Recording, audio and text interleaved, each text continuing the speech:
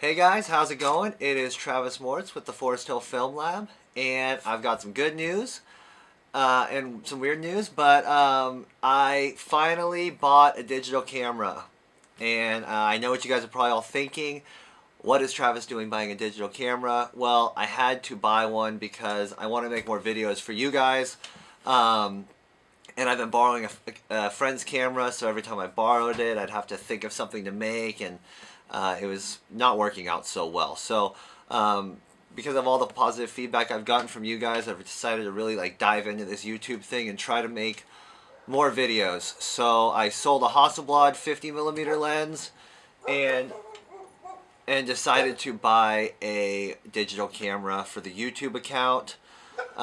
It was not my most exciting purchase at all, but it had to be done, and now I'm happy to share with you guys that you'll be seeing some more of me here in the future, and I'm going to start trying to make videos that you guys ask for.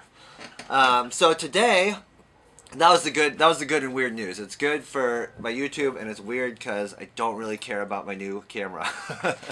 I shot some photos with it, and it just wasn't really for me. But anyways, today I wanted to talk about something really important because since I was in the market for a digital camera briefly, I saw some of the prices, and I got some of the ads, and I started thinking about how expensive digital cameras really are, and I wanted to talk to you guys a little bit about the difference between digital cameras and film cameras when it comes to price and how much it costs you.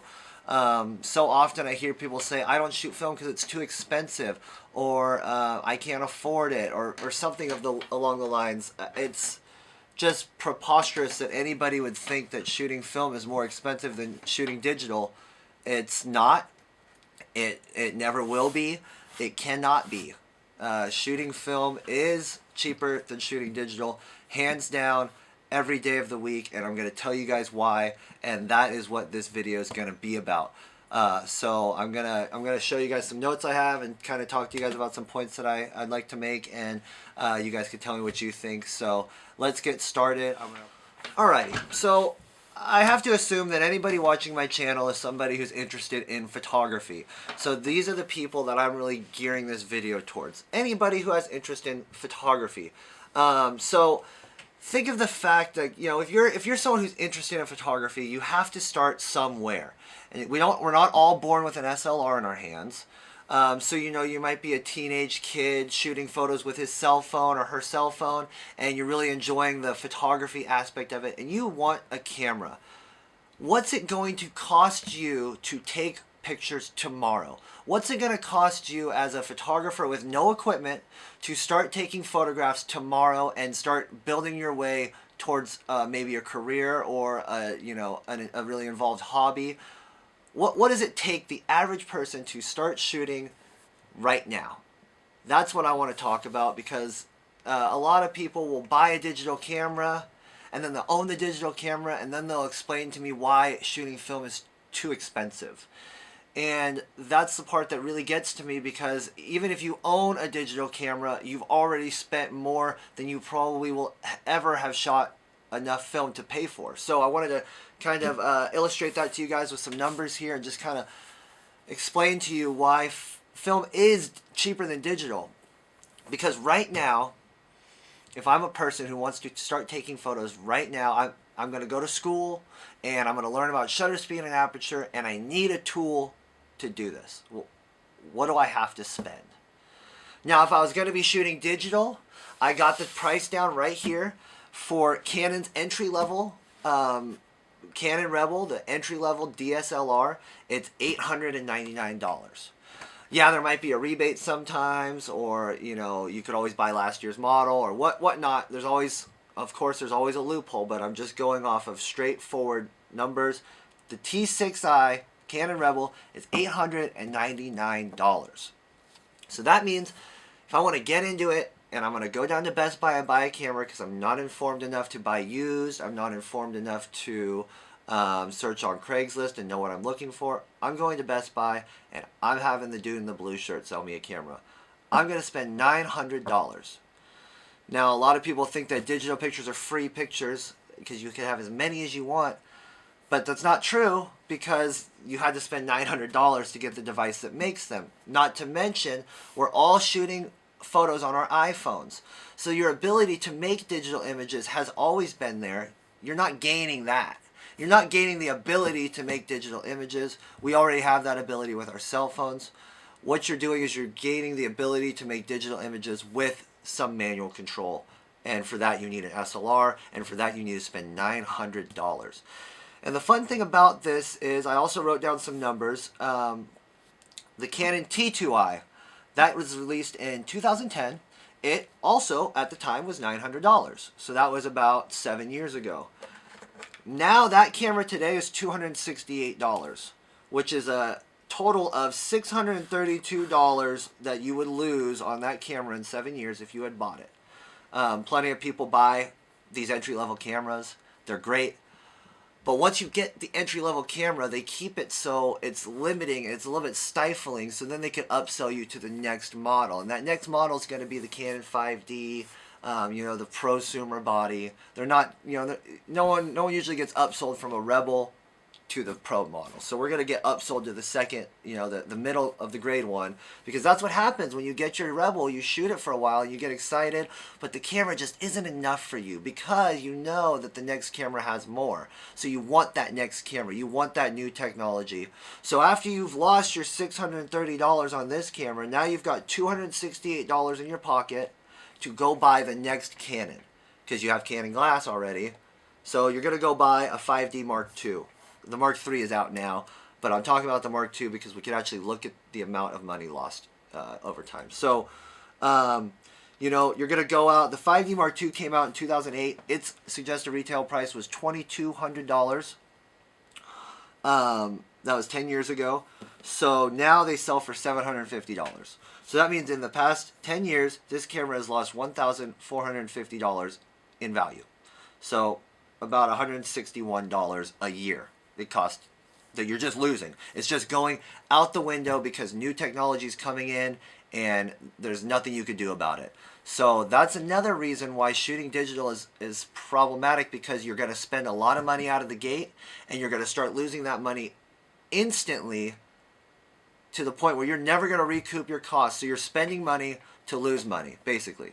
Once you sell your 5D Mark II and you have $750 in your pocket, you're still going to be $1,400 behind your next camera purchase, because you're not going to buy down. When you shoot digital, you never buy down. You always buy up, because you have to. You got to upgrade. You got to stick with the times. You got to stay with the other guys in your lane. If your neighbor's got the 5D Mark III, well then I have to have the 5D Mark III. But what we're buying is we're buying computers.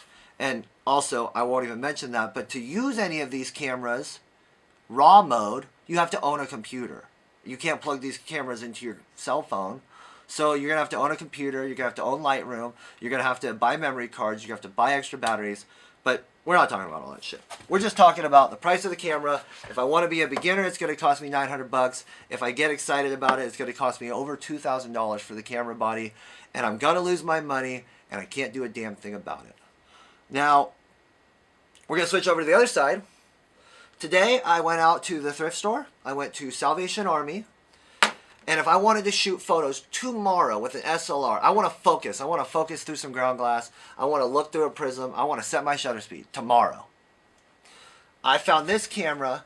This wasn't a find like a Travis find where I looked it up and met an old lady. This wasn't like I talked someone down on their price. This was the price it was in the display case. I go to this thrift store 4 times a week, and this was there today. So here we go. $18.99 is what I paid. $18.99. And here I have a Pentax Spotmatic. Look, it still has the plastic bottom piece with a 51.4 lens. So here we go. Now we've got our device. We've got our camera. That was the hard part. So, the digital has free pictures, so that's taken care of in your $900. You spent $900. Now you get all the free pictures you want, right? So I spent $19, but I have no pictures yet. Fuck, man. So, although I have only spent $19, I got no film. But I'm still in the green. I'm still in the green about $880, right? I still have $880 in my pocket, but all I have is this old clunky film camera. So let's see. We gotta get some film. So here we go. This is the cheap film I like to buy. This is Fuji C200 film. This film is $27.99 on eBay for a brick of 10, which comes out to $2.79 a roll. $2.79 a roll for this. So now I've spent $19 plus $27, bringing me up to, what would that be, 30, then $46. So I've spent under $50, and now not only do I have a camera, I've also got 360 pictures ready to go. And the best part is that although this is only 360, and my digital camera can shoot that many in one day, these are 360 that I'm going to get to keep. These are 300. My camera's spitting out these images onto the film, so it's something that the digital cannot provide. That's the other part, is that this is now $46 to make tangible, lifelong images, whereas we're losing $630 in 8 years to have no pictures still. We still only have files. I'm not factoring the cost of printing these digital images, because we're not even going to factor in the cost of printing every single image, although with film, every single image we take is accounted for physically, tangibly. But we're not going to talk about that. So we've got $46. The kicker is, and this is where people think it's expensive, and that's fine, development. We're going to have to get this film developed, and most of us don't do it ourselves. So that is, from the darkroom.com, $11 per roll of developing. So $110. So now we're $156 invested, because it's $11 a roll. So that's $156 to get a camera, 10 rolls of film, and developing for those 10 rolls of film. And at the same time, once that film comes back, I'm going to put it into a binder. So I calculated, if you were to buy a 5D Mark II, the amount of money you would lose over 10 years is enough to shoot and develop 130 rolls of film. That's a lot of film. That's more film than my parents have shot of me. That's probably more film than your parents have shot of you in your lifetime. I mean, that's a lot of film. Of course, if you're actively shooting only film, you could accumulate that pretty quickly, and that's when shooting or developing your own film will come into play. And we'll talk about the prices of that in a minute. But I also wanted to talk to you guys about the benefit of buying film cameras. I'm going to take a little break because I don't want my clip to cut off, so give me 1 second. So, now we figured it out. The Canon Rebel T6i is $900. $900 minus $156. So, shooting film effectively is $744 cheaper than shooting digital. And the best part about that is now I have $744 left. What can I buy with that $744? I mean, if $900 could get me an entry-level piece of shit, bottom of the barrel, digital SLR, you have to hold a button to change the aperture. You know, it's the bottom of the barrel is going to have a clicky-clacky zoom lens with a variable aperture for $900. What would that money buy me in the film world? And this is the biggest part. This is the reason I'm making this video. It's not because you could go out and buy a $19 film camera. This is only one side of my argument. This is cheaper to get started than digital. Absolutely.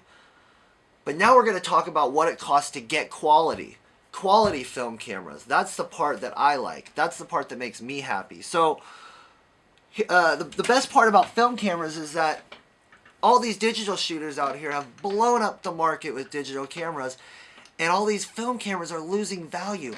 They've lost all their value. All this value loss that I'm talking about with digital cameras, that's not exclusive to digital cameras. I don't want it to seem like I'm going to say that film cameras don't lose their value. They do. And in fact, they already have. they've lost so much value that there's no more value to lose. And because of that, it's a buyer's market for film guys. So the Nikon F100, back in its day, that was a $1,600 camera because it had the best technology in it, and it's an excellent film camera. That camera today is $200. $200. So that means that if the best autofocus Nikon film camera is now $200, inevitably every camera below that is going to be valued at less than that. So although yes, you can buy your $19 Pentax Spotmatic that I found, you could spend a little more money and get an excellent professional level camera. You know the $744 I was talking about left over from buying this, and you know the money we have saved from not buying the Canon Rebel? That's enough money to buy a Hasselblad. You can buy a whole Hasselblad outfit with that much money. A Hasselblad. Look at, here we go. I've got this Hasselblad product catalog from 1989. This was the year I was born. I bought a camera from this man who had this catalog, and inside the catalog he wrote down the prices for all the stuff he wanted. So here we go, a 553 body only. Oh man, $1,800 for the body only. Here we go, a 503, $1,200 for the body only. That's not the waist level finder, that's not the lens, that's not the back. For the body only. Here we go. This is the 80mm planar lens. The standard Hasselblad lens was in 1989 $1,100. $1,100. So that means to build a Hasselblad outfit would have cost you well over $3,000 to $4,000 just to have a basic outfit. And now, because the value of all these things have dropped so drastically, you could get that camera for under $1,000. And what did I say earlier? If the best camera is cheap, then all the cameras below it are cheaper. So if your Hasselblad, if you get a Hasselblad for $800 to $900, well, you better believe that you can afford just about everything under the sun for that money. You could get any medium format TLR you want. You could get any rangefinder you want. You could get any camera you want. For the price that we lost, for the amount of money we lost on the Canon 5D Mark II, for the $1,400 we lost in 10 years, you could have bought a Hasselblad super wide. And the beauty of buying these old cameras that have lost their value is that they're safe investments. My Hasselblad can't lose any more value. So I could go out and splurge and buy a $300 lens, because if I don't like it a year from now, it's still going to be a $300 lens, and I'm going to just sell it and make my money back and buy the next thing. And we know that it's not true with our digital cameras, because if I buy a camera now and I wait a year, a new camera will be out and my camera will have lost hundreds of dollars in value. And that's a huge problem, because the name of the game with digital is upgrading. You always got to be upgrading. And if you're losing money every single time you buy a camera, and you're forced to spend money every single time you want a camera, then you're spending so much money. And the thing is, the product you're getting is no different than your cell phone is providing you. And if you, I'd like to hear someone tell me how they're different, because they're not. They're JPEGs. They're digital images that can be emailed or sent through a text message or printed. Not by default. Printing is a choice. With our film, it is by default. Our default medium is a tangible medium. It's something that we can keep in a binder forever. I mean, here's a binder. I've shown you guys before, but I'll show you again. Here's a binder. This is my hard drive. So when I've spent thousands of dollars on all these digital cameras, and all I'm left with is this. This has more photos in it than this, you guys. You know, if we're considering all these digital files photos, this has tens and thousands of photos on it. But the difference between the two is stark. There's a stark difference. This cannot be enjoyed unless it works. This doesn't stop working. This is film. This is images on, on film. So these images don't stop working. These images don't take power to enjoy. These images I will be able to show my children in 20 years. This I can't even show my kids now. There's baby photos on here. I I don't even know what's on here. All the photos from my old cell phones are backed up on here. But that doesn't matter because we already had that discussion. So here we go. That's the thing I want to talk to you guys about. Is that shooting digital is not free photos just because you don't have to pay for them when you're taking them. It doesn't mean shit. It's not free. It's not free to take photos with your cell phone either. This is an expensive cell phone. You know, you already have a digital camera. You've already bought a digital camera. You already have the ability to do everything you want with this. You know, I hate to say, I hate to be the guy that says, you know, phones have replaced DSLRs, but they can replace it, because I use a film camera when I'm shooting real photos that I care about, and anything else that could be thrown away or deleted in the future, I shoot on this. I got 14,000 photos on here. I'm not going to print a single one of them. Not one. I've never printed a cell phone photo in my life. Why? Because who does? Nobody does that. So I have 14,000 photos in here, but you know what? I'd still rather have this 360. Because this 360 is going to take more time to take, it's going to mean more to me, and it's going to be more fun. I mean, let's talk about how much fun this is. It's so fun being able to shoot photos and see them later. It's so fun being able to guess your exposure and know you're right. And you know, the other argument I'll make is that you don't have to develop all your film right away. I've had people bring me film from the 50s that their parents have kept that needed to be developed. So if developing is the part that's expensive for you, if it's too costly to develop, that's unfortunate, and I know the struggle. I know how hard that could be. But if you have film on hand, if you buy this 10-pack at a time, you can still enjoy shooting. You can still be capturing all of those moments that you don't want to miss. You can still be logging the moments. And when you have enough money, or when you have enough time, or when you have the ability, you can develop those photos later. You can wait. You can wait years. While your digital camera is losing $100 a year, your film will just hold on to those photos, just waiting for you to spend $11 to develop them. And yeah, it is $11 every time you want to get them developed, and that sucks. So once you do that 10 times, you could have paid for your own developing stuff. That's a whole nother discussion that that I'm going to have with you guys in a future video about how to get started shooting film if you really don't know anything. But, you know, to get developing stuff costs about $130. And then you're developing on your own. So if we took our T6i money, we could buy this stuff, we could buy developing equipment, we could buy a scanner, and we could still have $500 left over. I mean, it's pretty hard to beat. You know, I'll even do the math for you guys. We had $156 for this stuff. Like I said, developing for black and white stuff is $130. I've added that up before. And, you know, $150 for an Epson scanner. Let's do the math. I'd like to know.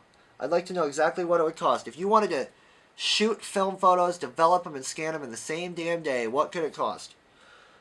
130 plus 150 plus the 156 we spent here.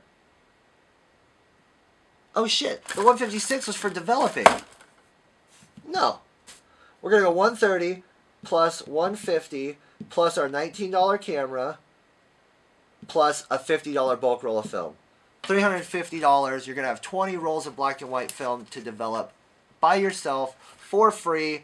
Scan them by yourself for eternity for $399.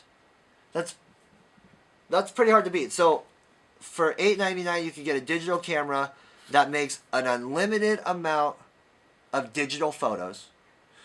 Or for $399 you can get a film camera, film, and the equipment to develop an unlimited amount of film and scan an unlimited amount of film. You can get it for $400. So that's my argument. Film is cheaper than digital.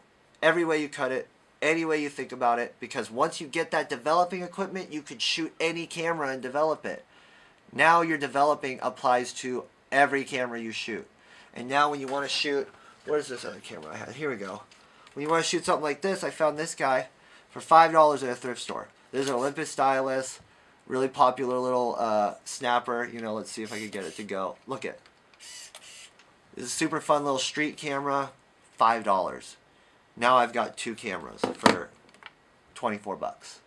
It's pretty damn cheap. And the possibilities are endless. I could buy used film online and save money. I can go to thrift stores and only buy thrift store cameras until I find something like this that I really like. There's so many ways to find these cheap cameras. Swap meets, go out to the flea market, go out to antique stores, antique swap meets. Like I said, thrift stores, the Let Go app. I just saw a K1000 on the Let Go app for $13.